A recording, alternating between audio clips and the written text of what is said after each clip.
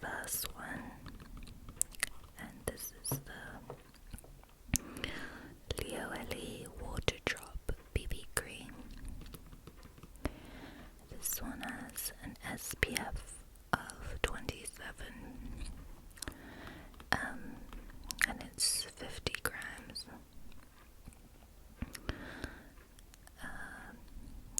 This is very, very light coverage. I wouldn't even say it's medium coverage, but it's kind of a dewy finish, so I wouldn't recommend it to oily skins. But if you're just looking for something to tone down, like to even out your skin complexion, this one is pretty good. I normally just apply this one with my fingers, and then I have another one from Leo Ellie, and this is the Leo Ellie Triple the Solution BB Cream. This is also 50 milliliters, and it has an SPF of 30. And this product claims to make your skin moist as yogurt and hyaluronic as it supplies moisture and nutrition. It has whitening and wrinkle care.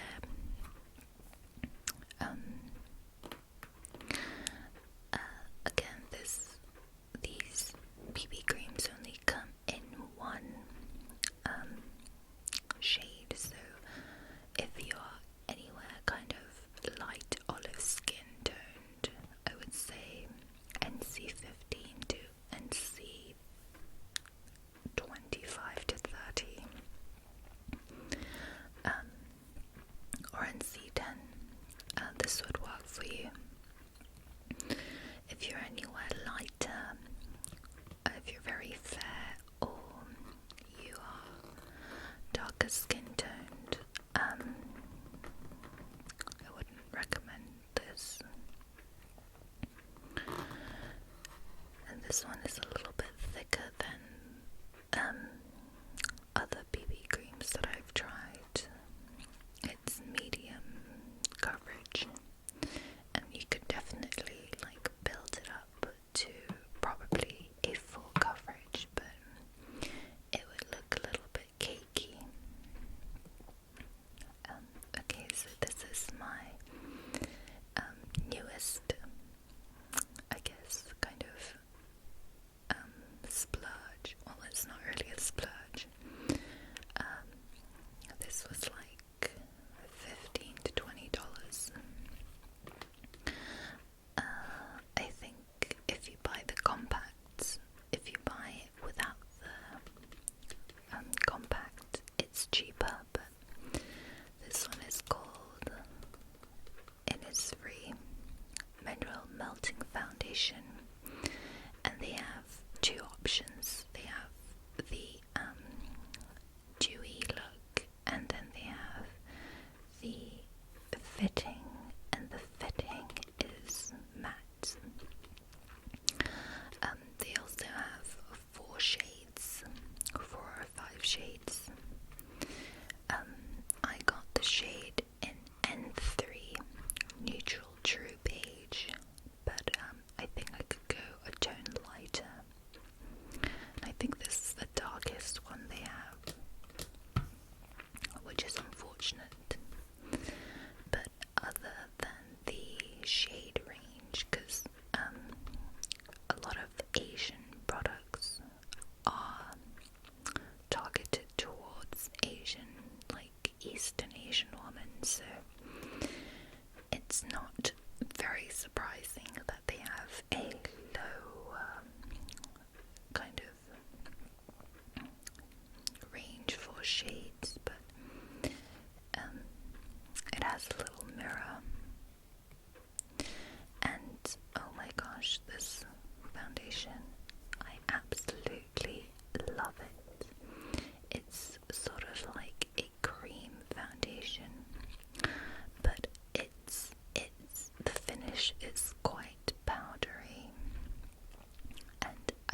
say it's a completely matte finish, but more of like, sorry that was really loud, more of a satin finish, but it really does melt on your skin. And I apply this foundation with a stippling brush, and it just looks so natural on your skin. I'm definitely going to be repurchasing this. I highly recommend it to anyone who is looking for a medium coverage,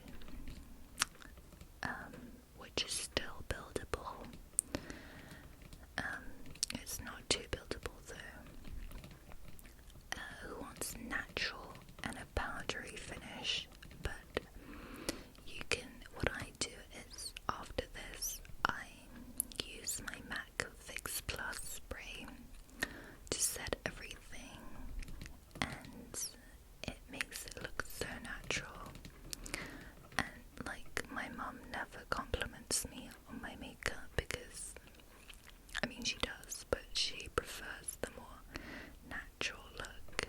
And if she compliments me on my makeup, that means I have succeeded in looking not like a caked, piece of bread. So whenever I wear this, she seems to really like it. So I highly recommend this. I also purchased the concealer for this, and this is the Mineral Perfect Concealer, and I got this, there are two shades. I got it in the lighter shade, and I really like this concealer because it's creamy, but it's way lighter than the Bobbi Brown concealer. Sorry. And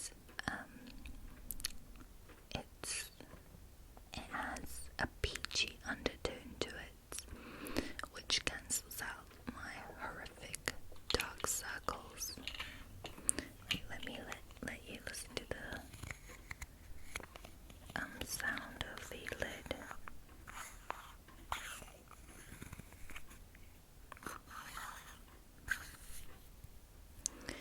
Anyway, I swear by my Bobbi Brown corrector because I have genetically really bad dark circles. But this does a really good job at concealing. Well, it does a really good job at correcting and concealing them. And I feel like a lot of concealers make my dark circles look very ashy, because it looks like I've put white on top of dark and it makes it look grey. But I really like this, and it's not expensive at all. And if I could recommend a Korean store for anyone who is interested in Korean cosmetics, I know that Etude House gets hyped up a lot, and I do like the Etude House eyeshadows, but I honestly feel like Innisfree is so much better than Etude House. I think Etude House is a little bit cheaper, but oh my gosh, Innisfree has never failed me. I really enjoy all of their products. So let me show you. I have this thing, talking about Etude House. I have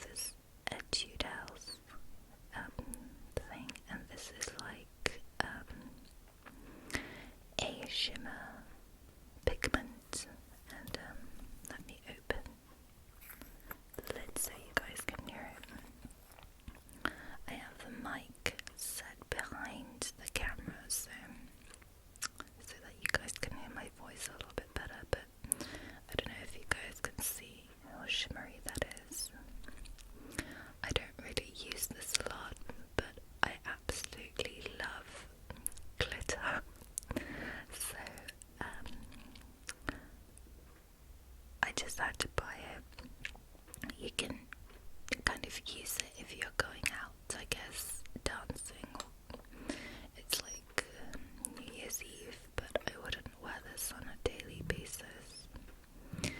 There's like 4 other shades to this, and there's like a pinky.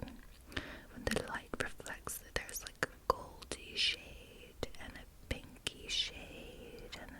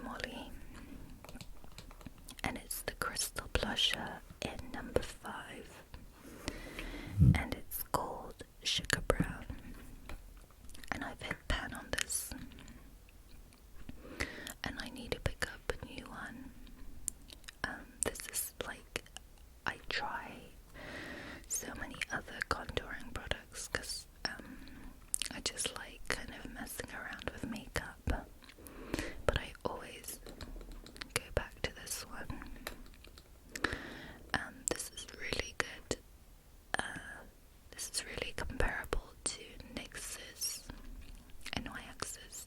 taupe, but like it looks like nothing. It doesn't look that pigmented, but it just works really well on my skin color. I think if you are like darker, if your skin tone is a little darker, it probably won't show up. But if you're anywhere from fair to olive medium, it's a beautiful contour, and it's matte, and it's like just, it doesn't have an orangey undertone to it at all, which makes it just an amazing contour powder. And so yeah, highly recommend this one. I use it literally every day. If you are someone who loves lipsticks, I purchased a few lipsticks for the springtime, and these are from Eyeshadows. I quite like the Eyeshadows lipsticks, and isn't the packaging so adorable? Anyway, for the springtime, I treated myself a few lipsticks, and these were on sale as well for like $6, so I had to get them. Well, I didn't have to, but I wanted to, so I got this color, and the lipsticks have kind of like an imprint on them in the middle. I don't know if you can see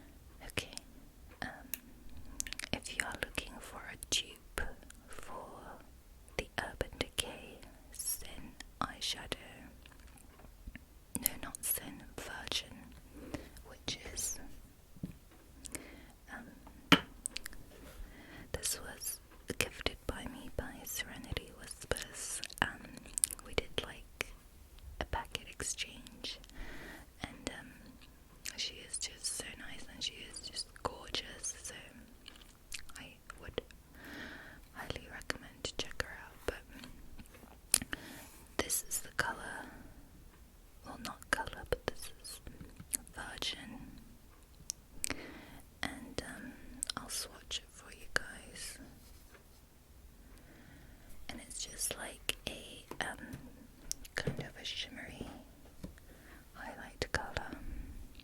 Let me swatch it here so you can see that is Sin.